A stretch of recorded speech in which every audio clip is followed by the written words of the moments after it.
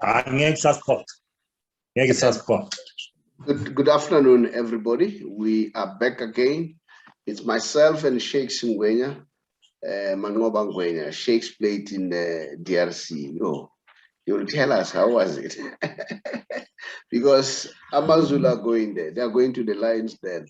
And we're going to see what's going to happen. We wish them good luck there in DRC.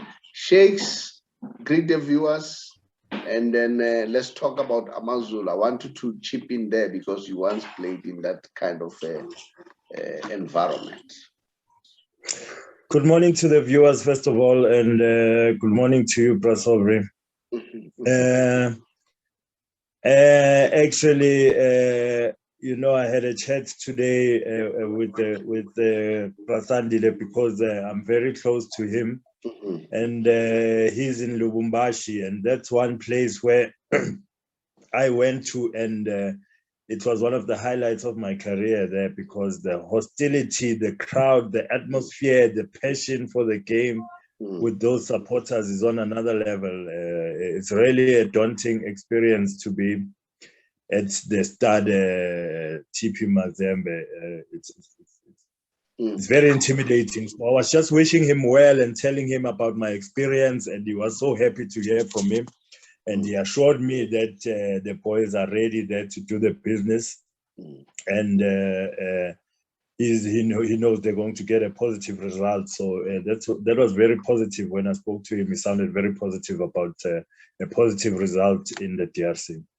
Just tell us, when you were there during those times, how are those crowds? Is the same area where Mark Fish was like he was from a boxing match after the game? Is the same area? Yes, yes, same area, and the hostility. Really, you are when you are in the DRC, you must be a soldier. You are a soldier now for your country. The hostility, the soldiers there. You can just see that you are here for war. And when you get to the stadium, the supporters of TP Mazembe are there to watch the training session the day before the game. Already it's hostile. The way they're greeting you, it's very hostile there. And you can only imagine what happens on the day of the game when you come in a training session the day before the game and you find their supporters, they are there in numbers.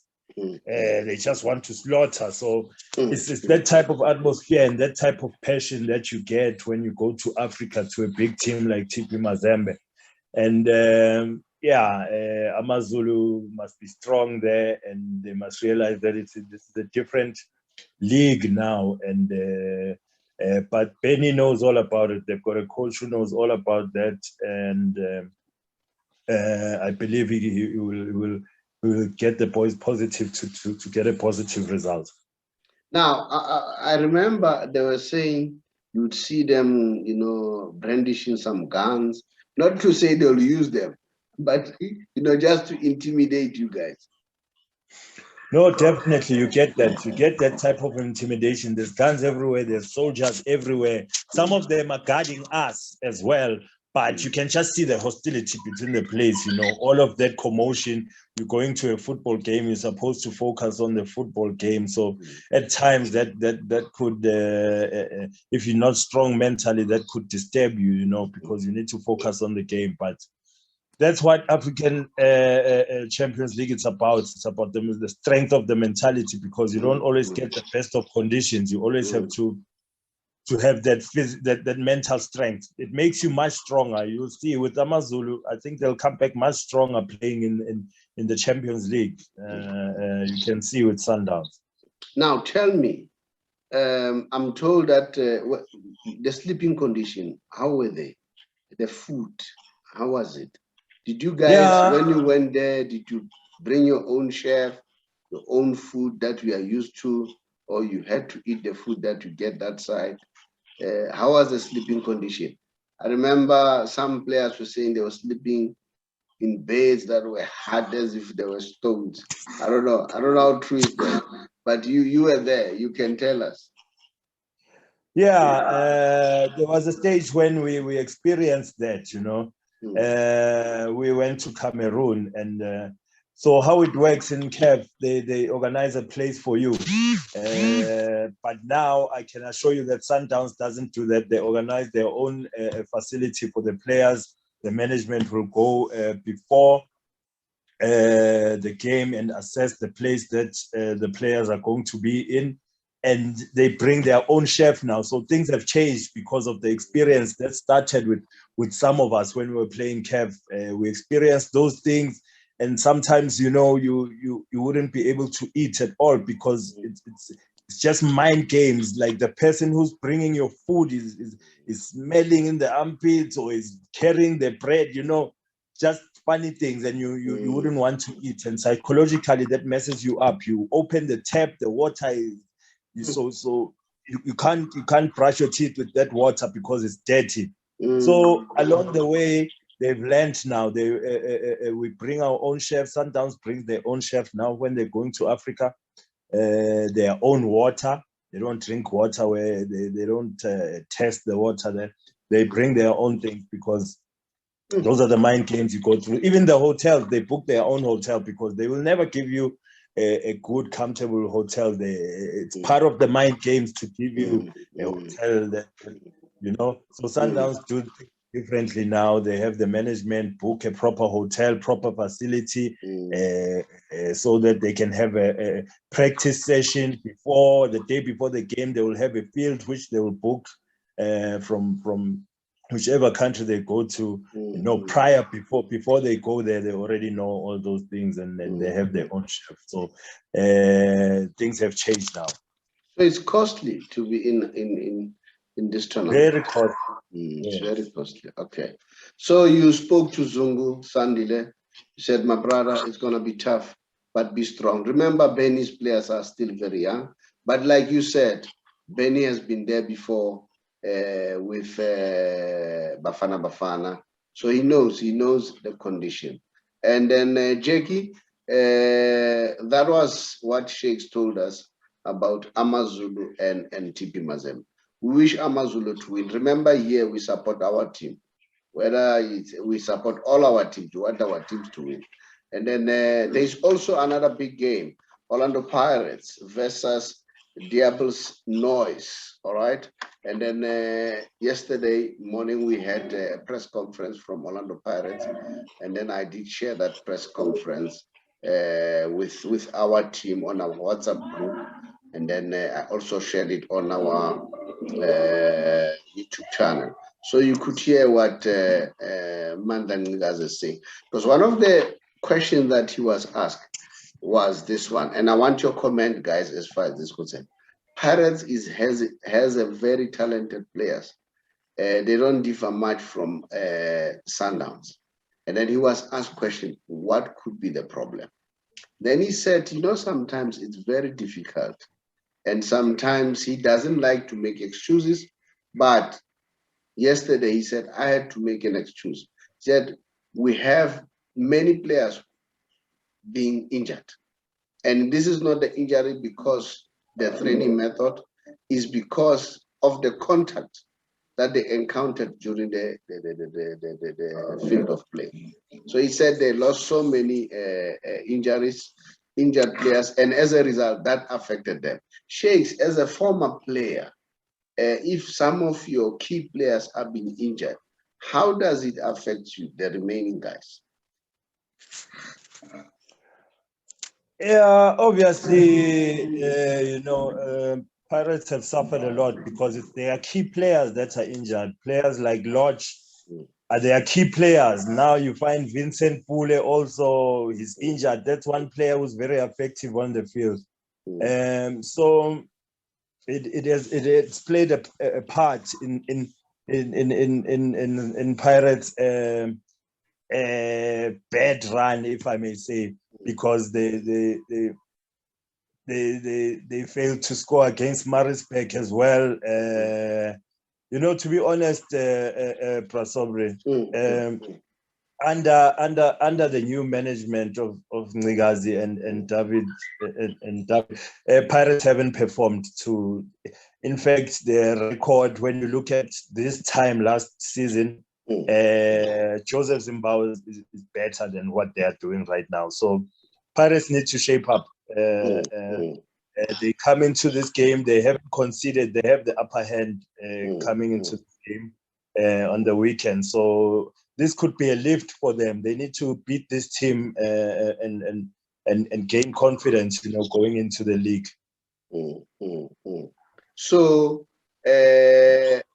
you are saying it does affect the morale of other players if some of the key players are not in the game. Jackie, you have spoken much, myself and Shakes. Let me hear your voice. Let me hear your opinion on the subject that we touched on. Jackie? I think, Jackie, can you hear me? Yeah, definitely. It was such a very... Yes, though. Yeah. Let's hear your opinion on all this. Yeah, we can hear you. Let's hear your opinion on all the subject that we touched on. Amazulu, TP Mazembe, Pirates, and Devil's Noise. And then what's your take?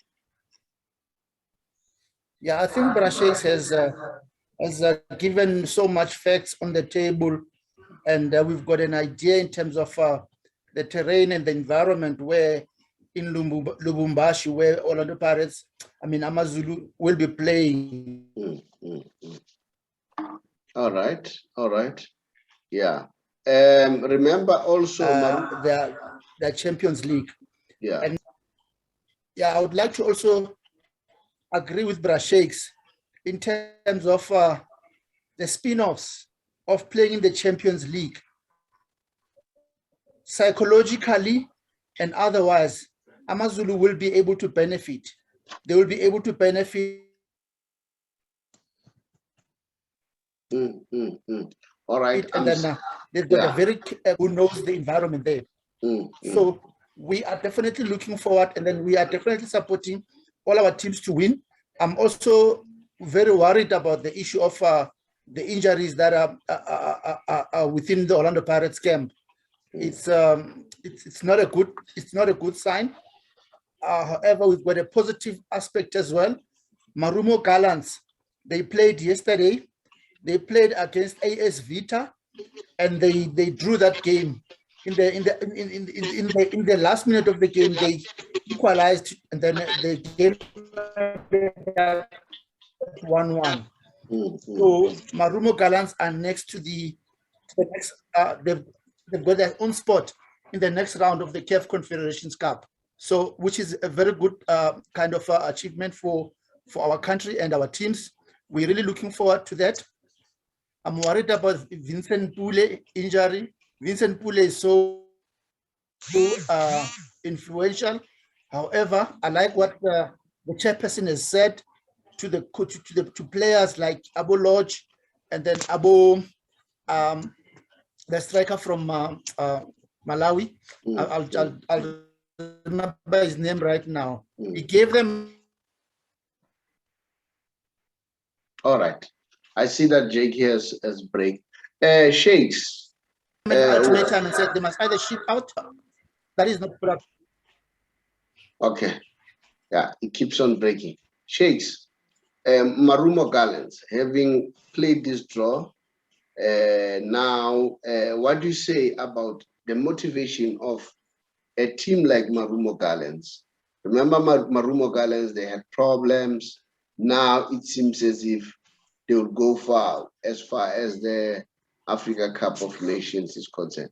What do you think? What morale? How is it going to motivate these young players as far as Marumo Gallants is concerned? Oh, this is big for them, I believe it's big for these youngsters to play at that stage. You can't take that away. That experience that they gain from playing in games like that is what's going to make them survive in the PSL. So I think it's a great plus for them, playing with a team of the stature of AS Vita is big for them, and I think it will motivate them and give them a big boost coming to the games here at home. And they are not a bad side; they're a very good side. I watched them playing against I watched them playing it during the week, and the football they were playing was very good. The team that understands how to knock the ball around and play. I think they were playing against Royal AM, if I'm not mistaken. Yeah. Sheikhs, thank you very much. And then let's now move on to Liverpool and Man United. What's your take? Liverpool and Man United. I know Jackie wants to talk about Liverpool. And then I've punished Jackie today. We are not talking about Kaiser Chiefs today. But Liverpool, Jackie, come in. Let's talk about Liverpool. But we spoke about Dr. Kumalo. So at least we compensated you. Come on, Jackie. Yeah, definitely.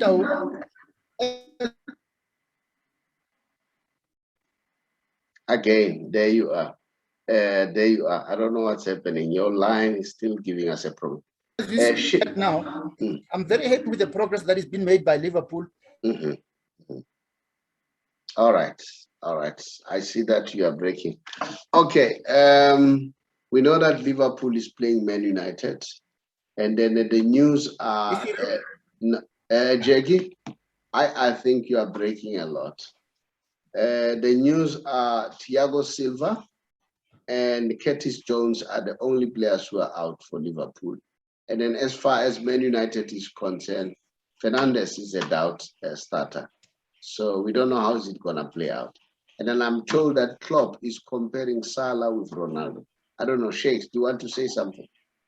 Liverpool and Man United. Hey, it's a big one. It's a big one, especially for Man United. This is the big one. It's going to be a tester for them. You know, Liverpool is red on fire. And Man United's character is really going to be tested with that league fixture that they've been having now. It's been very tough, and it only gets tougher because after that, City is also coming there. So it's a tough one. But one thing about Ole Gunnar Solskjaer and Man United, when the chips are down and they are playing a big team, they always rise. So you can never write them off, especially with that man, Cristiano Ronaldo. You cannot talk about Man United and not talk about him because at the end of the day, he puts the ball in the net. You know, he can be out. People are saying that Cavani provides more or whatever, but you know what? He puts the ball in the back of the net. That's his job, and he does that with distinction, and you can't write him off, you know. But Liverpool right now, with, if I may say. And then Liverpool, I know that Klopp has put something by comparing Ronaldo with Mo Salah. I don't know what's your take as far as that is concerned. Yes, you can compare the two, Mo Salah and Cristiano Ronaldo. Mo Salah is a very good player, make no mistake. But comparing him with Mo Salah, I think he's playing a mind game. I think he wants to, to check Mo Salah, to say, get out there. But this year, Mo Salah is doing well, And watch the space when it comes to the English Premier League. Mo Salah might end up being the best player of the year. Nothing seems to stop him as far as I'm concerned. He's a very good player. He's dynamic. He can dribble, he can score, he can pass. You know what? He's not just a player who scores goals. He adds other elements into the goals. So, Jackie, what's your take? Jackie? All right. I see that Jackie can't hear me, but it's fine. Let's move on. Maybe I need to go to El Clasico. We're going to have it a very nice one. I don't know whether this El Clasico is going to be bigger than the previous El Clasico. And one other thing that makes me now doubt the size of the El Clasico. Normally, when there's El Clasico, the English teams wouldn't feature one of their best games in that fixture, avoiding to clash with El Clasico. But this time, they're confident enough to have Man United and Liverpool play, you know, at the same time as El Clasico. But the El Clasico, PK is warning Real Madrid and say, you know what? You guys don't think that we are out. We are not out at all. We are starting to pick up. And then you know how PK is. You know how PK is. Jackie, I can see that you are shaking, which means now you are able to hear me. Do you want to say something about the El Clasico? Jackie? Yeah. I don't think that the class at the moment will be the same like before. You know, when your Messi were still with Barcelona, you know, so it's gonna be a little bit different. And really, for me, I don't see Barcelona beating Real Madrid at the moment. Yeah, I see. The kind of a team and the kind of a coach. I'm looking at Real Madrid winning this one. But you know what? In terms of the atmosphere, the big match temperament, it will not be the same. But Real Madrid will win this one. Okay. I see a game between Karim Benzema versus Ansu Fati. What's your take? I see that competition now for this El Clasico. And unfortunately for Barcelona, they are without Braithwaite. Well, for me, they didn't lose anything there. But Pedri is a big loss. And Araujo is a big loss. So they don't have those key two players, Barcelona. So I don't know what's going to happen. We are told that Dembele is fit, but I don't think he'll play at Clasico. And then the other good news, we are also hearing that Barcelona are closing up in signing or renewing the contract with Ousmane Dembele. And then I was a little bit worried when I was hearing the news that Ousmane Dembele may go to Newcastle getting more money. For me, I would have viewed the whole thing as, if that was the case, I would see Dembele as somebody who's not grateful. Barcelona has never benefited anything from him because throughout his contract, everything was dominated by injuries. He was not playing and so on. So if I were me, I would always renew with Barcelona to repay them what they invested in me. When it comes to Ansu Fati told his agent that there's no any other team that I would like to sign for except Barcelona. I'm home. I want to be here. So that was a good news for them. So they've signed Ansu Fati. They've signed Pedri now. Now they want to close in on Dembele. And then, so the other good news, Barcelona are considering now to sign Dani Alves. Jackie, what's your take? What's your take about signing of Dani Alves? I think that would be a good buy. That would be a brilliant buy to make sure that Dani Alves is being signed. I think that would be a very good buy indeed. Absolutely, I agree with you. Absolutely, and especially when you good buy indeed. Especially when you. But my worry with the Barcelona side.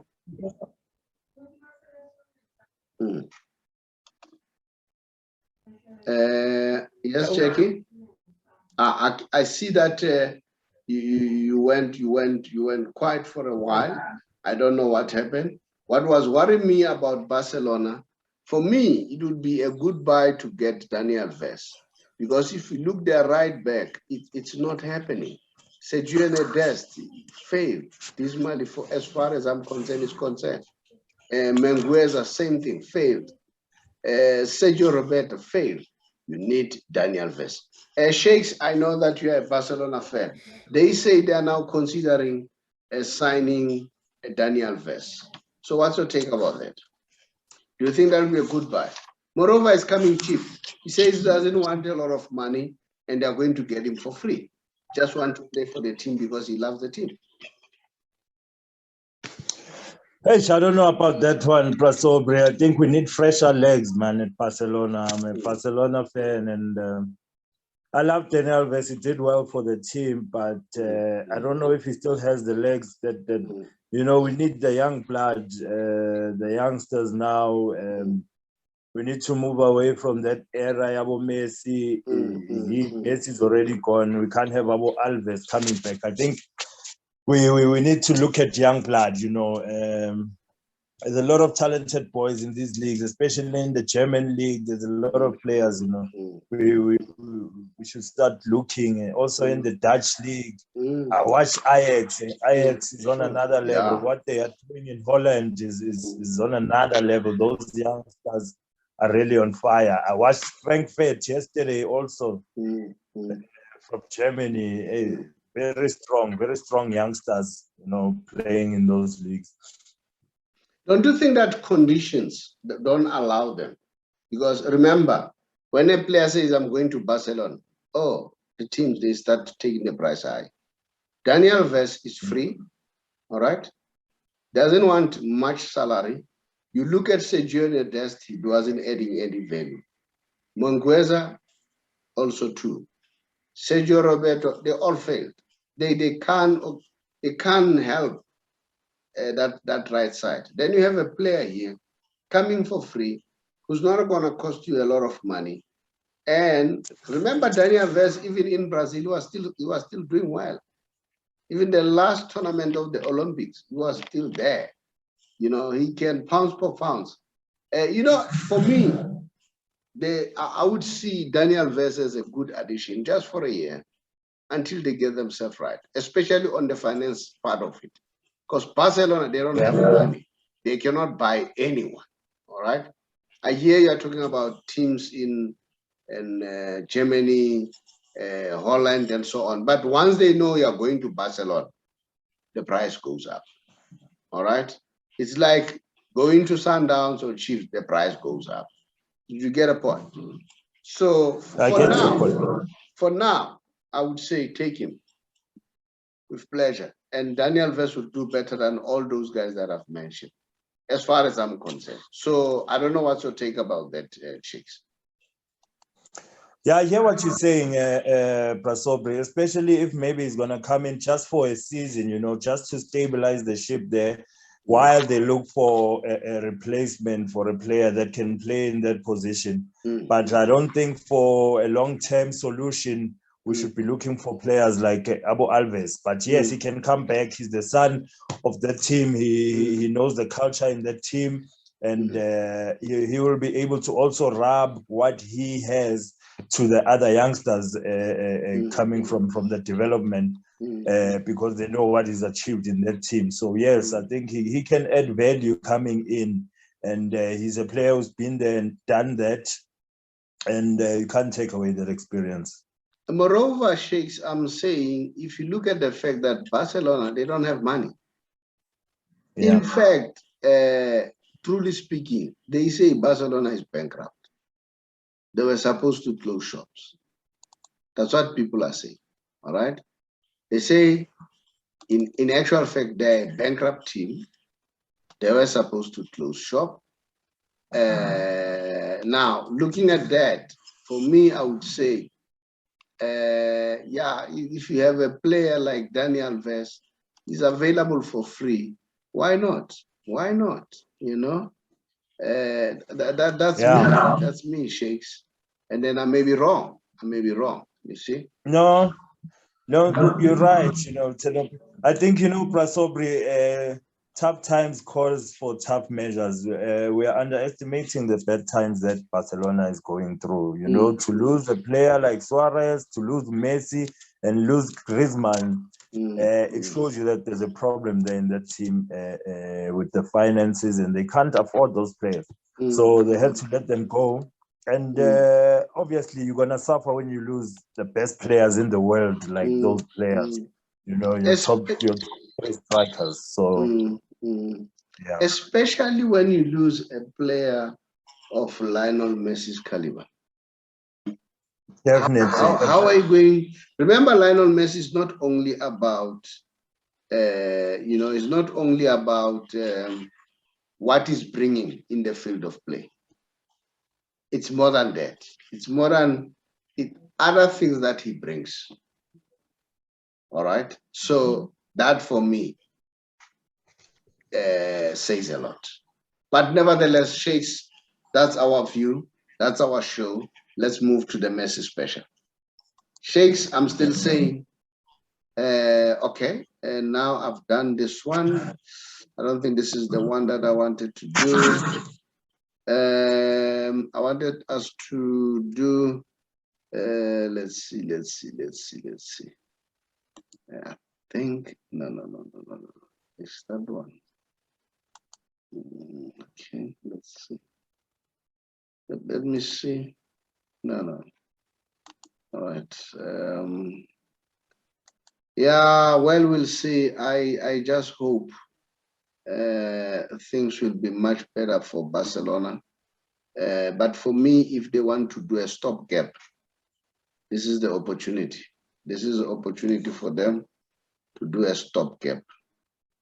People are saying, what's the name? You know, remember we're talking about comparing Dr. Kumalo and Shambazwane. Now the Ballon d'Or, the argument still goes. I don't know whether can you see the stakes. Is it? Yes, I can. It's clear enough. I want to come this side, to this area, where I wanted to compare Benzema and Messi. All right. It's just vague. It's okay. Vague. No, that's fine. Let me stop that one. Let me try something else. All right. Now, can you see this one? Oh, just a minute. Here it's a Messi and the great Pele. The great Pele. Can you see this one? Yes. Is it visible enough? Yes, I see it. Visible enough. Now, the all-time football records in 2024. In 2004, Johan Cruyff was the player who won the most Ballon d'Or. And then the most Golden Boot, it was Gerd Müller. The most goals, Gerd Müller. And then the most goals in a year, Gerd Müller game. The most goals for a single club is Pele. The most international, most valuable player, Pele again. Now, Pele has 2, Gerd Müller has 3.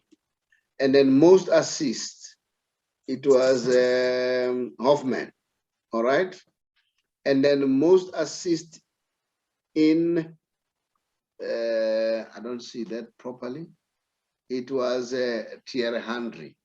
But you come this side, 2021. In 2021. Now I'm talking about the Ballon d'Or. In 2021, this is what is happening. The most Ballon d'Or, Messi. The most Golden Boot, Messi. The most goal in a season, Messi. The most goal in a year, Messi, by 2021. All right, not only this year, but I'm saying by 2021. All right.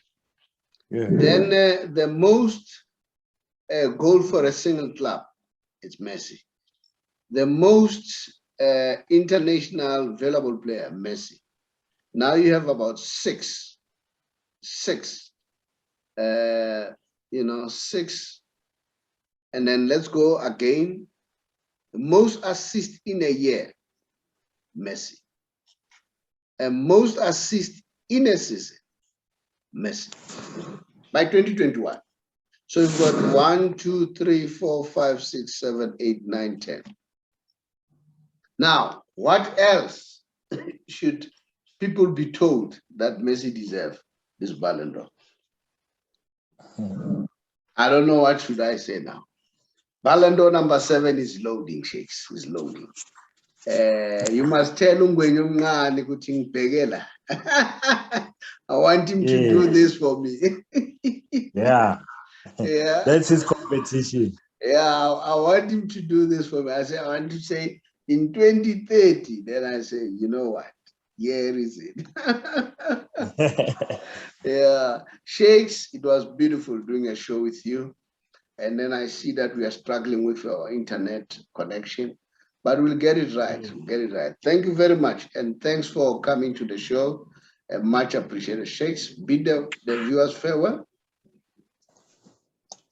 I'd like to bid the viewers farewell. Thank you for listening to our show. Hope we gave you content you want to hear, and we're looking to improve and make the show bigger every day.